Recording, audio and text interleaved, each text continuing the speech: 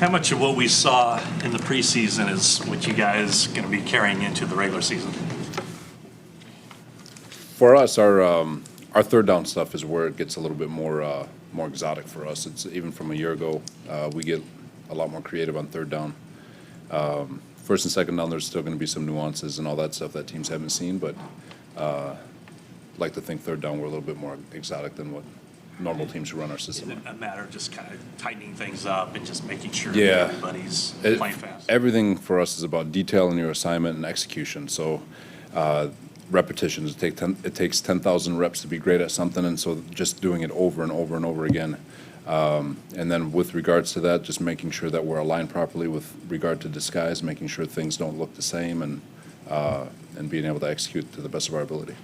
What led to the decision to have Jimmy Ward play two positions despite just participating in a few practices?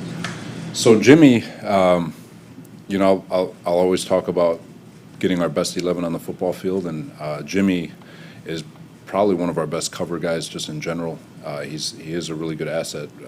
If he can stay healthy, people will see how good and how special he is as a football player. But again, it was one of those things, I know Kwon Williams is still up in the air for week one, and Mosley's been doing a good job, and we just want to make sure we have options for that for week one. So it doesn't say anything for week one, but it just, for us, it creates opportunity for other guys to step in at that position. You mentioned Mosley doing a good job. How has he kind of developed since he's been here? He's been doing, he's undrafted. He's got a chip on his shoulder, plays hard, plays physical. He's good in coverage. He's very smart. Does things exactly the way you want him to. You want it done. So, real happy with the way he's been progressing, and he still has a big week ahead of him. But other than that, he's been doing well. What were you guys able to get from D Ford today? I've got to go back and look at. We were mostly individuals, so from my understanding, he was full going individual, and. So I'll see how he looked on tape. How has he been, just in general, his mood, given that he hasn't really been able to practice or play? He's been good. He's been his rehab. He's very confident. He's excited to get back with the guys. So he's been a very positive figure in the building. So he hasn't had any setbacks. So he's just been progressing, and he's excited to get out there. He seems like a very kind of charismatic, amusing guy. How would you describe D's personality? Same. Yeah, no, he is. He is a very, absolutely. Good job. No, he is.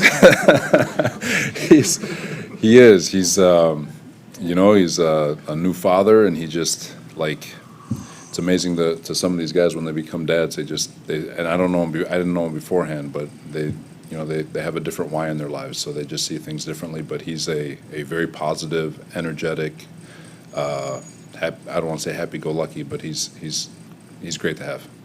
What did you see from Kwon Alexander and comparing him to what he looked like before his injury?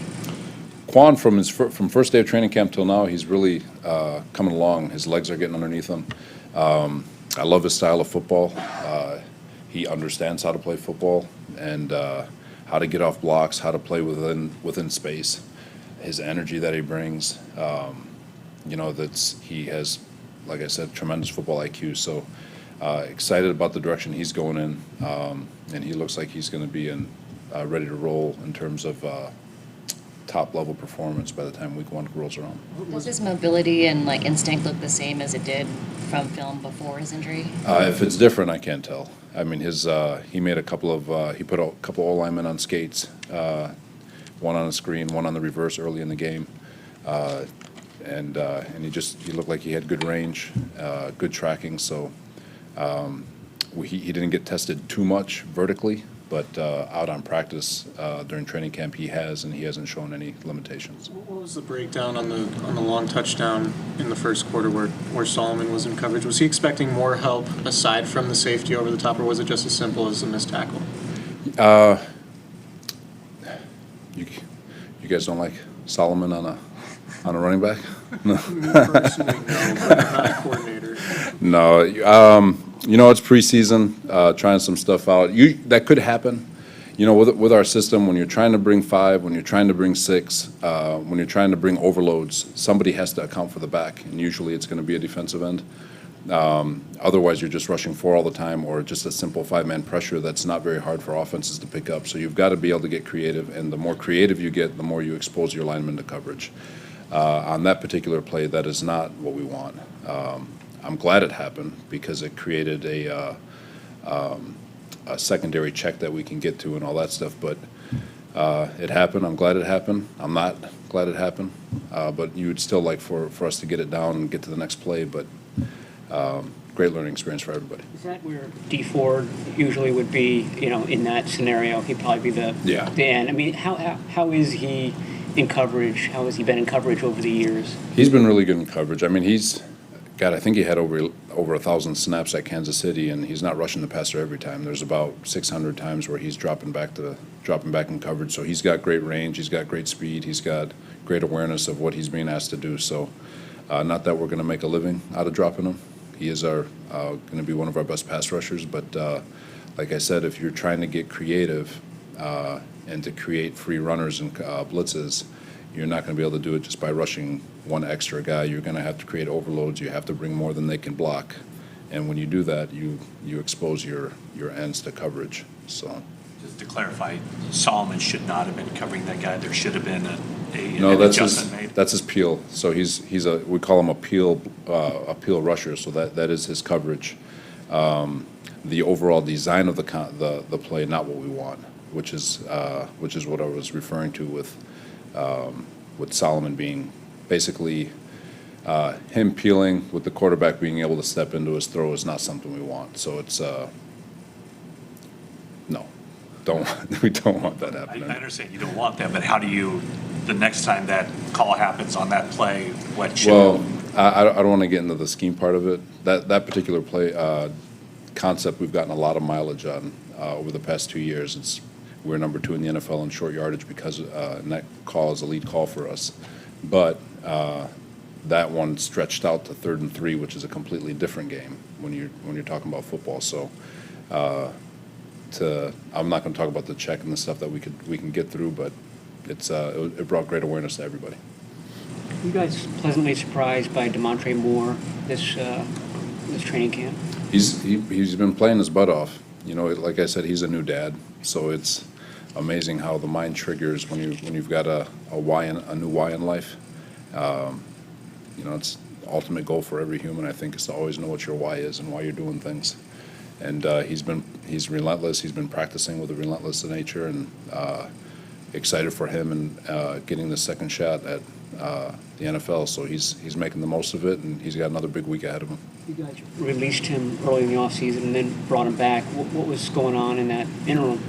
So he was released because of the amount of injuries, as you guys know, from OTAs. So we had to steal from somebody, which ended up being the defensive line. And in the process of him getting cut, and he had a baby, I'm sure he was still staying in shape, and we brought him back. And since he's come back, he has not wasted this opportunity. So he's been going for it, and you love to see it out of a guy too. So. How would you classify the summer for Adrian Colbert? So Adrian, he wasn't fully back in OTAs with regard to his injury. He had a really good 40 days off where he was able to rehab it more and get back. So I know we haven't had a lot of opportunity to see him. We got 2 snaps of him on defense during game action against Dallas, but he was starting to show up in terms of what he put back on tape and all that stuff as a rookie. Would love to see him get out there here in this 4th preseason game to see how far, to show he can show people how far he's come. But again, it's just him getting healthy, being healthy enough to be able to take that next step. Is there any way to kind of quantify the talent that you see on this roster right now where, it looks like there's an opportunity or a chance that you guys will be having to make tough decisions at every level of the defense on guys who could end up in the league elsewhere? Yeah, Kyle, John, Adam Peters, Martin Mayhew, and that staff, they've done a great job building the depth of the roster. there are going to be tough decisions, not just on defense but offense too, and that's a testament to the work that coaches and scouts do together, having a great understanding of what schemes we're running, so that way we can pinpoint exactly what we need on both offensively, defensively, and special teams.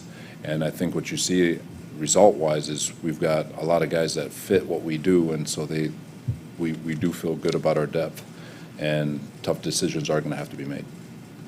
Probably a week or two ago said that you weren't quite ready to say much about Aziz, undrafted rookie and all that stuff. Can you comment on him now?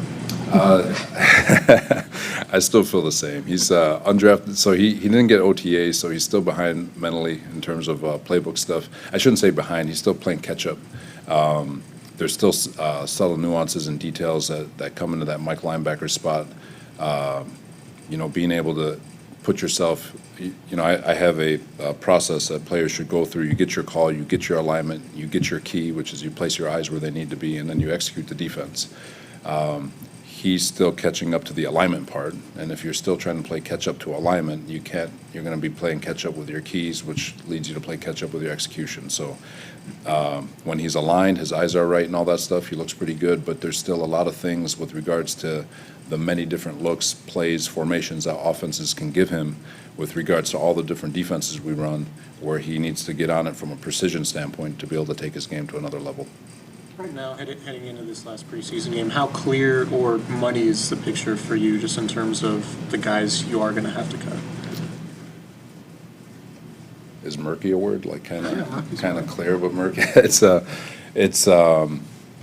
It's exciting because the D-line, linebacker room, and DB room are all fighting in a good way. It's a great debate going on because it's a good problem, but a problem, and guys on this roster are really going for it, and they're playing their butts off, and they're doing everything they can to earn a spot on the roster, and so that's all you can ask for. And again, I go back to Kyle, John, and his staff, and what they've been able to do over these last 3 years, in bringing in the right men, the right people, and the right fits, so that way we can have these discussions. So, All right.